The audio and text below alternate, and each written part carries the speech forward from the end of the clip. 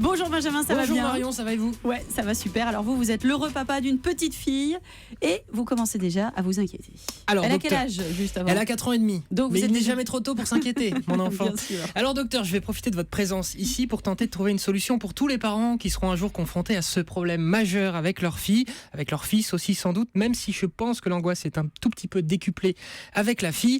Comment se comporter le jour où elle vient vous voir et elle vous dit « Papa, j'ai une boum samedi chez Barbara, est-ce que je peux y aller ?» Oui, elle a dit chez Barbara, ce qui devrait te rassurer, Barbara, une fille, c'est cool. Mais toi, t'es encore un peu jeune. Tu te souviens comment ça se passe, les premières booms chez Barbara? Tu n'es pas dupe, tu te remémores ta première boom à toi, le 14 mai 1994, dans le garage de chez Charlotte. Une vingtaine d'invités, 10 mecs, 10 filles, tout le monde a 13 ans. Au début, chacun est de son côté. Les mecs entre eux, des visages, les filles en face, tout le monde est assis.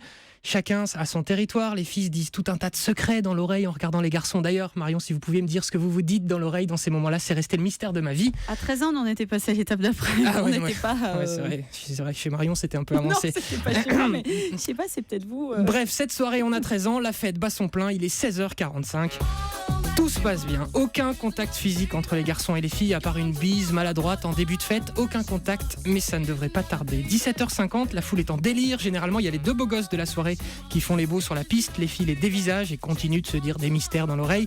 Les 8 autres mecs derrière en sont à leur 6e Fanta Citron, s'empiffrant de curly et culpabilisant de ne pas avoir le courage d'aller eux aussi danser. Tout le monde attend quoi? Tout le monde attend 18h. Pourquoi 18h? Parce qu'à 18h, c'est l'heure du quart d'heure américain. Je vous rappelle le principe, c'est à vous mesdemoiselles d'inviter ces messieurs à danser, c'est l'heure du slow.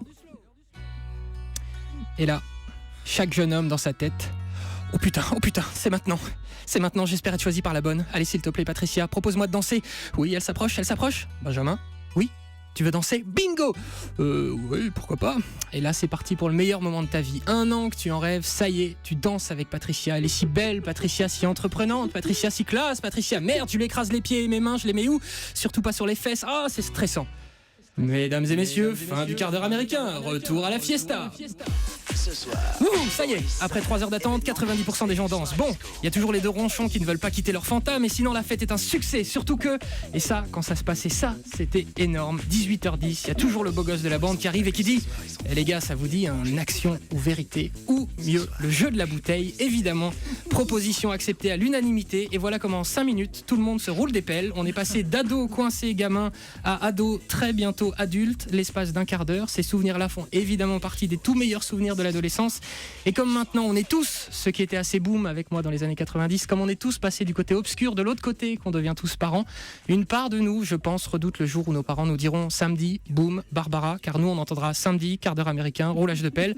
Alors oui, ça nous fera peur une seconde et puis on se dira qu'il faut faire confiance, qu'il ou elle va passer une super soirée, enfin un super après-midi. Et nous, jeunes parents, on comprendra à ce moment-là que notre enfant est en train, tout doucement, de devenir un adulte. C'est à la fois très beau et un tout petit peu angoissant quand même, on peut se dire les choses.